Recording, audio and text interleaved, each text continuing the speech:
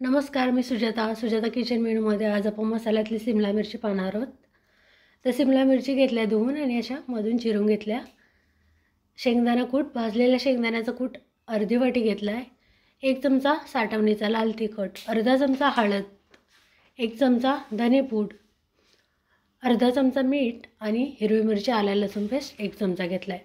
आता मसाला मिक्स करून घेऊ। यामध्ये मसाला मिक्स होण्यासाठी एक अर्धा चमचा तेल घालू आणि मिक्स करून घेऊ। आता तयार मसाला मिरचीमध्ये भरून घेऊ। तर मसाला भरून थोडंसं दाबून घ्यायचं, म्हणजे मसाला थोडा बाहेर येऊ नये यासाठी। पाहू शकता तर मसाला भरून झाला आहे। आता फोडणीची तयारी करून घेऊ। आता फोडणीसाठी या ठिकाणी मी कढईमध्ये 1 चमचा गरम तेल करून घेतलं। यामध्ये मोहरी अर्धा चमचा, तर मोहरी तडतडली म्हणजे यामध्ये एक कांदा बारीक चिरून परतवून घेतला।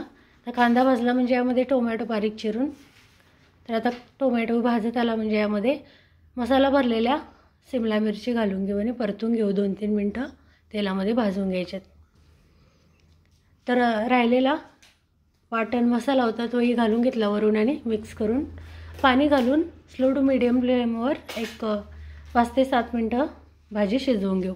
तर याच पद्धतीने आपण भरली वांगी बनवू शकतो। तर खूपच छान अशी रस्सा भाजी बनून तयार होते, अगदी झटपट अशी। तर भाकरीसोबत, चपातीसोबत किंवा टिफिनला डब्याला नेण्यासाठी अगदी मस्त अशी भाजी बनली जाते।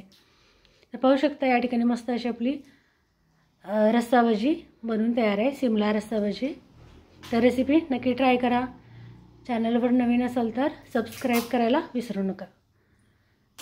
सोबतच बेल आयकॉन दाबा, म्हणजे नवीन रेसिपी पाहायला भेटतील। पुन्हा भेटू नवीन रेसिपीसोबत। धन्यवाद।